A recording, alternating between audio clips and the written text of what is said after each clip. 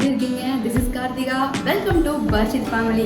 இன்னைக்கு நம்ம வீடியோவில் என்ன பார்க்க போகிறோம் அப்படின்னா, பேபி வெயிட் கெயினுக்கு சத்து மாவு எப்படி ரெடி பண்ணலாம் அப்படிங்கிறத நம்ம பார்க்க போகிறோம். வாங்க வீடியோக்குள்ளே போகலாம். ஓகே வியூவர்ஸ், இதான் சத்து மாவுக்கு தேவையான பொருட்கள். இதோட அளவுகளை நாம் இப்போ பார்க்கணும். சமையல் அரிசி 1/4 கிலோ, கம்பு 1/4 கிலோ, முந்திரி பருப்பு 25 கிராம், சம்பா கோதுமை 1/4 கிலோ, பொரிகடலை இல்லை பொட்டுக்கடலைன்னு சொல்லுவாங்க 1/4 கிலோ, பாதாம் 25 கிராம், ராகி 1/4 கிலோ, வேர்க்கடலை 1/4 கிலோ, பாசிப்பயிறு 1/4 கிலோ, ஓமம் சுக்கு உங்களோட குழந்தையோட வயதுக்கு ஏற்ற மாதிரி நீங்கள் ஆட் பண்ணிக்கோங்க. இது வந்து செரிமானத்திற்காக. ஏலக்காய் 15 கிராம். ஓகே வியூவர்ஸ், நம்ம இப்போ சத்து மாவுக்கு தேவையான பொருளை வச்சு ஒவ்வொன்றா வச்சு நம்ம வறுத்துக்கலாம். நம்ம இப்போ வந்து ராகியை வறுத்துக்கலாம். நம்ம எல்லா பொருளையும் மிதமான சூட்டில் தான் வறுக்கணும்.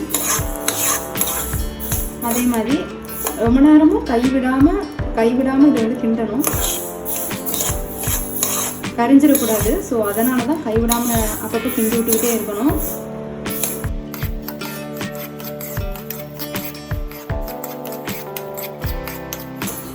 ராகி நீங்கள் வறுத்துட்டீங்க அப்படின்னா அதுலேருந்து ஒயிட் கலரில் கொஞ்சம் பபுள்ஸ் மாதிரி இந்த வெடிச்ச மாதிரி தெரியும். ஸோ அந்த மாதிரி வந்துச்சு அப்படின்னா நீங்கள் வந்து ராகியை நல்லா வறுத்துட்டீங்க அப்படின்னு அர்த்தம். அடுத்து நம்ம பாசிப்பருப்பு வறுத்துக்கலாம்.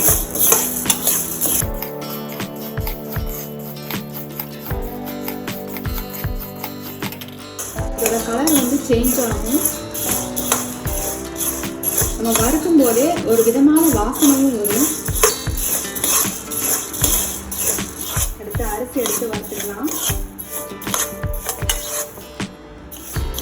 நான் வந்து சாப்பாட்டுக்கு யூஸ் பண்ணுற அரிசி தான் நான் வந்து எடுத்துருக்கேன்.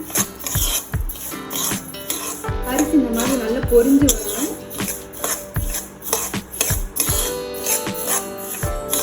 அதான் அரிசி வறுத்ததுக்கான இது. நெக்ஸ்ட்டு நம்ம கம்பு வறுத்துக்கலாம். வெயிட் கெயினுக்கு கம்புமே ஒரு நல்ல ஒரு சத்தான உணவு.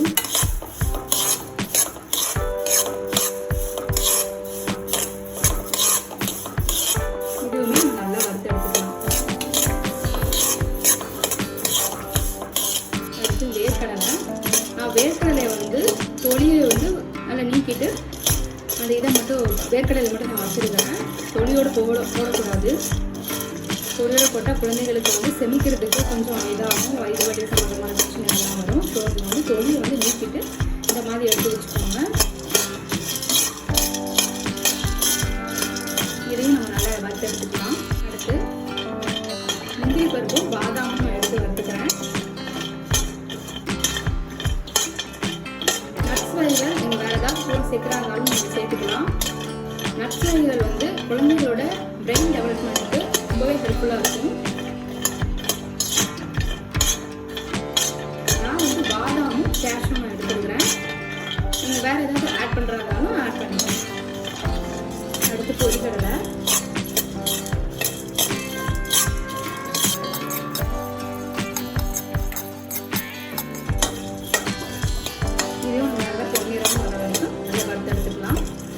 அடுத்து நம்ம சம்பா கோதுமையை வறுத்துக்கலாம். சம்பா கோதுமை குழந்தைகளுக்கு ரொம்ப நல்லது. அது அவங்களோட வெயிட் கெயினுக்கு இது ரொம்ப ஹெல்ப்ஃபுல்லாக இருக்கும்.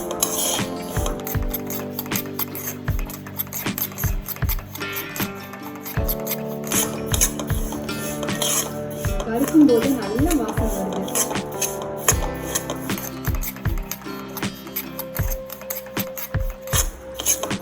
சம்பா கோதுமை மட்டுமே நீங்கள் தனியாக கூட வறுத்து பிரித்து அதையுமே நீங்கள் தனியாக கூட நீங்கள் கொடுக்கலாம். ஒவ்வொரு ஃபுட்டு கூட ஒரு ஏதாவது ஒரு பழம் கூட சேர்த்து கூட நீங்கள் ஆட் பண்ணி இந்த மாவை கரைச்சி நீங்கள் ஆட் பண்ணி கொடுத்தா கூட அது ரொம்ப அவங்களுக்கு ஹெல்ப்ஃபுல்லாக இருக்கும்.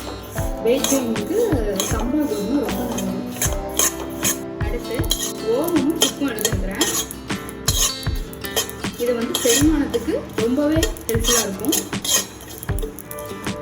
சுக்கு மட்டும் நீங்கள் குழந்தையோட இதுக்கு தகுந்தாப்புல வயசுக்கு தகுந்தாப்புல எவ்வளோ எடுத்துக்கணும் எடுத்துக்கோங்க. அடுத்து ஏலக்காய் வந்து நல்ல வாசனையாக இருக்கும். கூழ் மாவு நல்ல சத்து மாவு நல்ல வாசனை இருக்கிறதுக்காக நான் ஏலக்காய் ஆட் பண்ணியிருக்கேன்.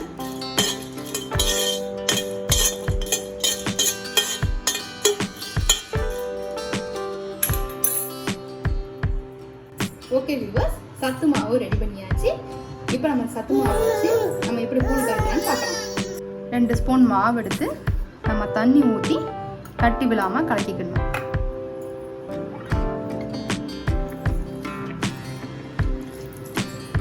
நாம் இது கூட பால் ஆட் பண்ணுறதுனால ஆட் பண்ணிக்கலாம். கட்டி விழாமல் கலக்கி எடுத்துக்கணும்.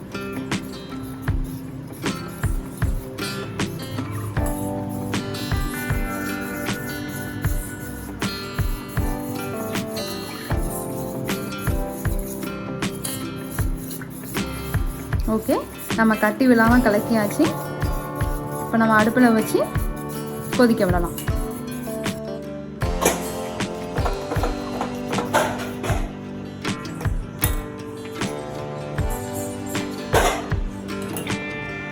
ஓகே, கொதி வந்துடுச்சு. கொதி வந்ததும் இதில் 2 டீஸ்பூன் பனங்கல்கண்டு, சுத்தமான பனங்கல்கண்டு சேர்த்துக்கோங்க. சேர்த்து இதை இறக்கிடுங்க.